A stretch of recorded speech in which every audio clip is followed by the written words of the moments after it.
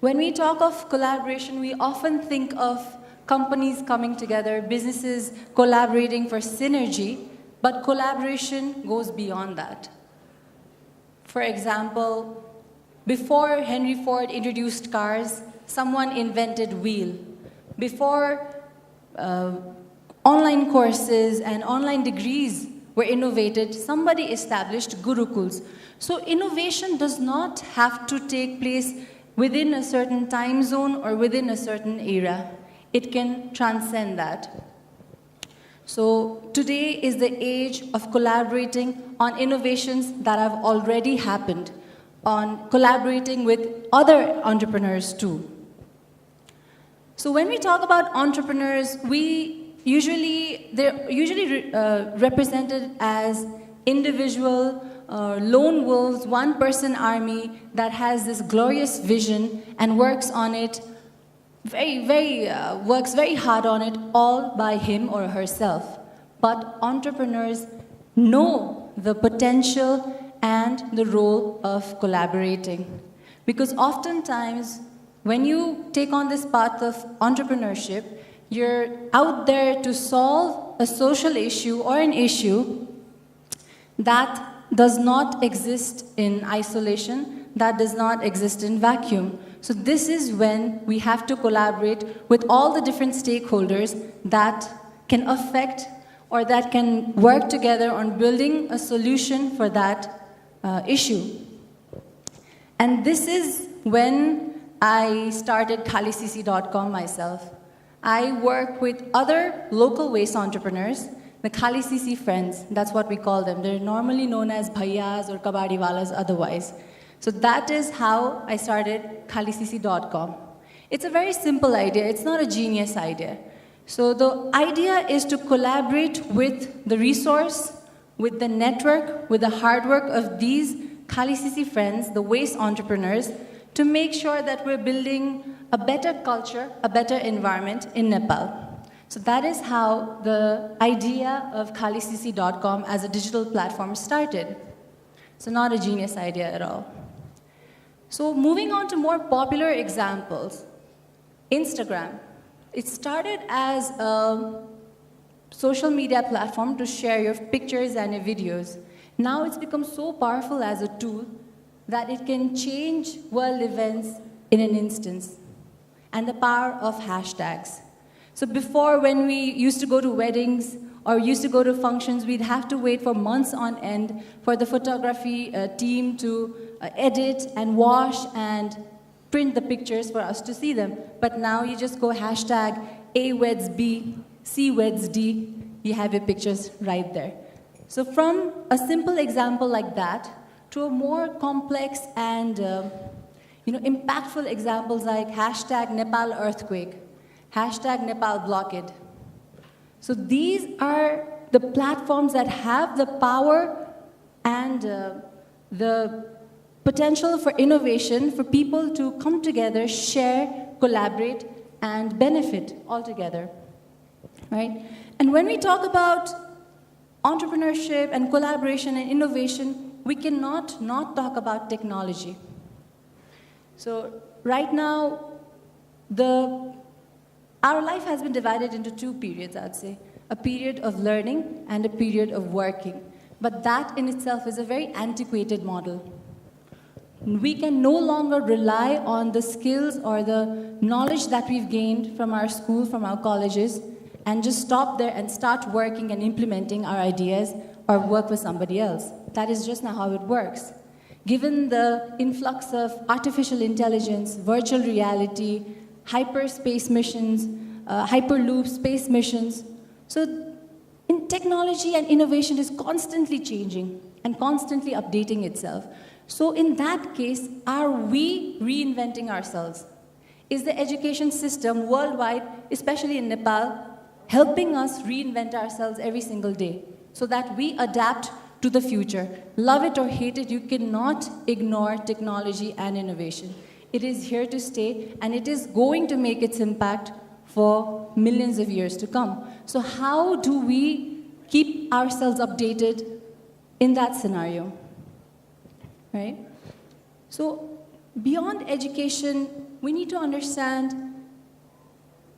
how will our MBA degrees, our BBA degrees serve us when artificial intelligence is such a powerful tool now? Do we know about Sophia? We do, right? She was here a few months ago. She's the first successful humanoid robot.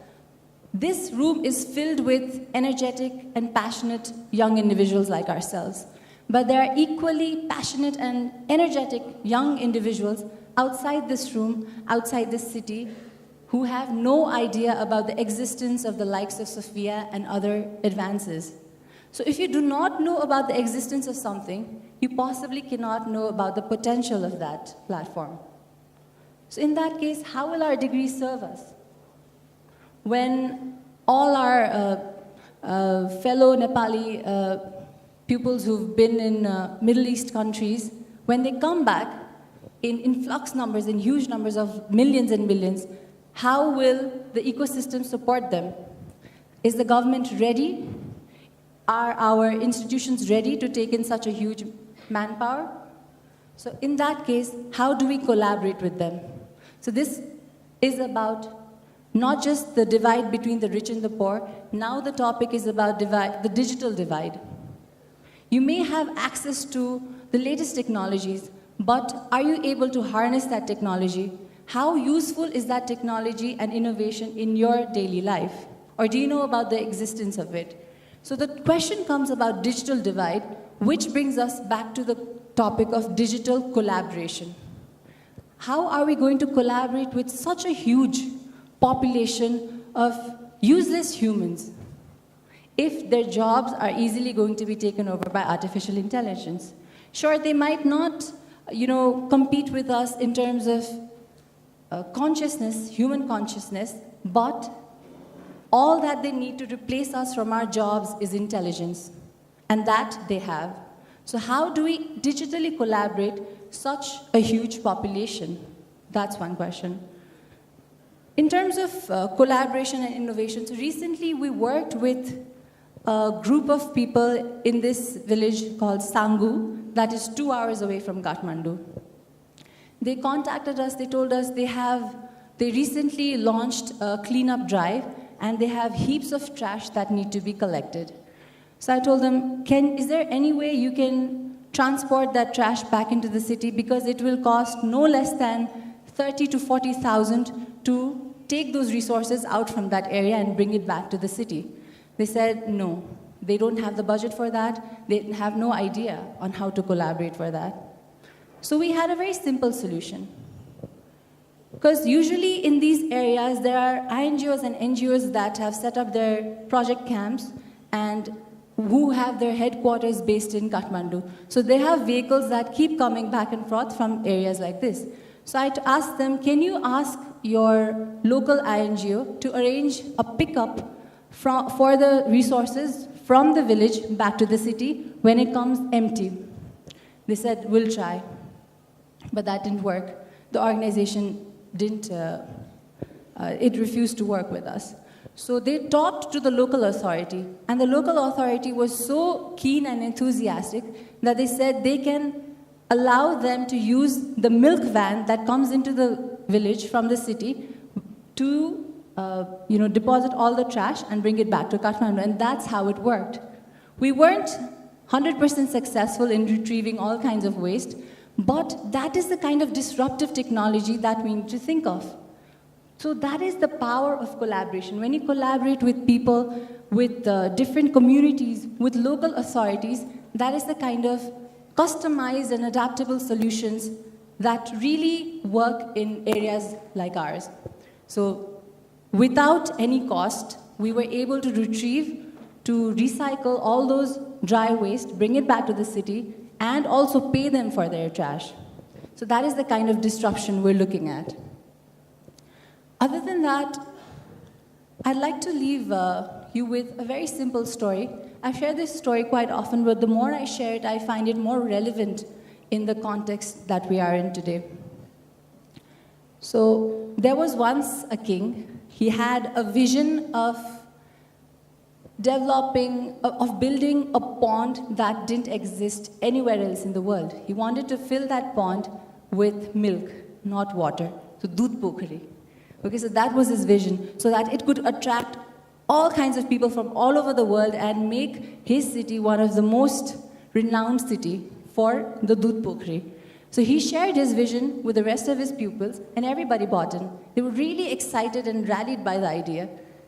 So when they went home, one of the pupils, let's say Ram, so he decided, because milk is so precious and so expensive compared to water, I'll just take a bucket of water instead of milk. What will my one bucket of water, how will it make a difference compared to everyone else bringing their bucket of milk? So when he went there next day, he was surprised, he was shocked, because everybody thought the same. Everybody ended up with a bottle of water and not milk, as they had promised. So why is that? That's a very common and a very natural human instinct to underestimate our own role, our own responsibility. We sometimes place so much of trust on the other person that we forget our own role and responsibility in the process. And that is why collaboration is such an important platform today. So how many of us are Rams here? That is something we need to ask ourselves. How many of us really understand the power of our contribution as an individual to the economy or to the entrepreneurship cycle or to whatever we do? Because it is so easy for us to blame the government, the institutions, the offices, the businesses, that sometimes we forget how are we contributing. So we need to understand even using one plastic bottle can make the entire difference that there is. So with that, we at Khalisisi have developed a vision of building Nepal as one of the top 20 recycling nations in the world by 2030. So that gives us just 12 years. It is a very ambitious vision, but one that can be achieved with a very powerful collaboration with each and every individual, with each and every RAMs that exist, with each and every government, local government authorities, other offices, other businesses. So collaboration in today's world is not an option. It is something that helps you in your business if you want to start something of your own, or in a small team, or in whatever you do. So thank you so much. I hope you all take this seriously and think about collaboration from a very different